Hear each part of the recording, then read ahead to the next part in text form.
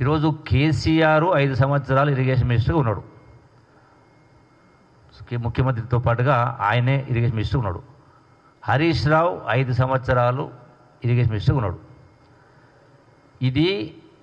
ఈ project economic viability కాదు అని కేసీఆరే మాట్లాడినట్టుగా ఓ సందర్భంలో ప్రస్తావించినట్టుగా నేను చదివినా చూసినా వింటా ఉన్నా కూడా.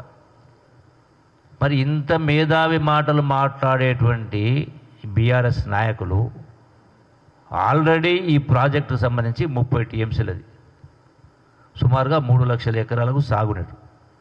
ఆల్రెడీ దానిపైన 25 కిలోమీటర్ టన్నెల్ పూర్తయింది.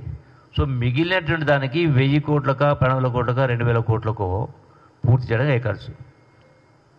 దీనికి రికరింగ్ కాస్ట్ ఉండదు కదా. ఒకసారి టన్నెల్ పూర్తయిపోతే నీళ్లు బై గ్రావిటీ ద్వారా ఫ్రీగా వస్తాయి. అంటే మోటార్లు అవసరం లేదు, పంపులు అవసరం లేదు, కరెంటు బిల్లు అవసరం లేదు, కాలిపోవడం అవసరం లేదు, వైరింగ్లు అవసరం లేదు, వైండింగ్ అవసరం లేదు. అంటే ఎకరానికి కేవలం 1,00,000 రూపాయలతోటే ఈ ప్రాజెక్టు మొత్తం పూర్తయింది. ఎకరానికి ₹1 ఖర్చు లేకుండా పర్మనెంట్గా సాగునీరు వస్తుంది. మరి ఇప్పుడు కట్టబోతున్నటువంటి పూర్తి చేయాల్సినటువంటి ఇలా కాళేశ్వరమైన పాలమూరు ప్రాజెక్టున ఎకరానికి నాకు తెలిసి సబ్జెక్టు కరెక్షన్ ఏ ప్రాజెక్టు కూడా 2 లక్షల నుంచి 3 లక్షలు తక్కువ అవుతలేదు. 1000 కోట్ల రూపాయల కరెంటు బిల్లు, అవి ఎకనామిక్గా వయబిలిటీ ఎట్లయితేవి ₹1 కూడా మళ్ళీ ₹1 ఖర్చు అంటే మొదటిసారి తవ్వినప్పుడు పెట్టే పెట్టుబడి తప్ప తర్వాత ₹1 పెట్టుబడి పెట్టాల్సిన అవసరం లేదు. నల్గొండకు సంబంధించి 3 లక్షల ఎకరాలకు, అట్లాగే ఆ ఫ్లోరైడ్ బాధితులకు నిలబడడానికి. అంటే ఇంత సింపుల్ ప్రాజెక్ట్, ఇంత ఈజీది, తక్కువ ఖర్చుతోటి అయ్యే ప్రాజెక్టును మీరు 10 సంవత్సరాలు మూలపడేసి 1,80,000 కోట్ల రూపాయలు ఇరిగేషన్ ప్రాజెక్టులు టెండర్లు పిలిచి దీన్ని పెండింగ్ పెట్టే కార్యక్రమం చేసిందంటే మరి దీనికి ఎవరు కారకులు, బాధ్యులు? సంబంధిత ఇరిగేషన్ మినిస్టరు హరీష్ రావు గారు బాధ్యులు కాదా? కేసీఆర్ బాధ్యులు కాదా? అంటే మరి ఏ ప్రకారం చూసినా అంటే ఇంత మేధావి మాటలు మాట్లాడడంలోకి ఈ మాత్రం కామన్ సెన్స్ లేదా? తక్కువ ఖర్చులు ప్రాజెక్టు పూర్తి కామన్ సెన్స్ లేదా? నల్గొండ ప్రజలు ఓట్లు వేయలేదా మీకు?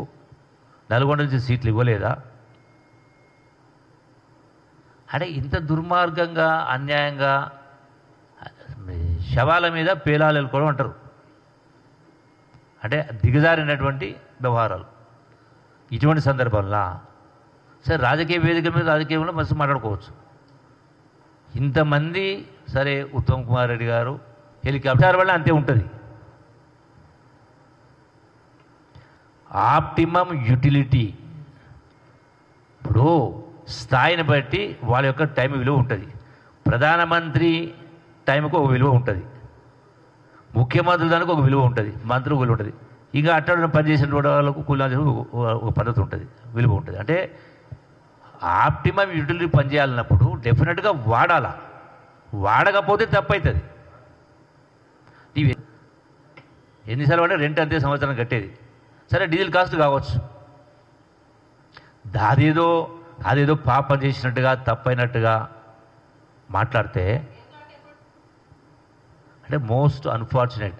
10 సంవత్సరాలు ఏలిన వాళ్ళు దీన్ని ఎస్ఎల్బీసీ టన్నెల్ను శవరాజకీయాలు చేయడం అనేది దుర్మార్గం.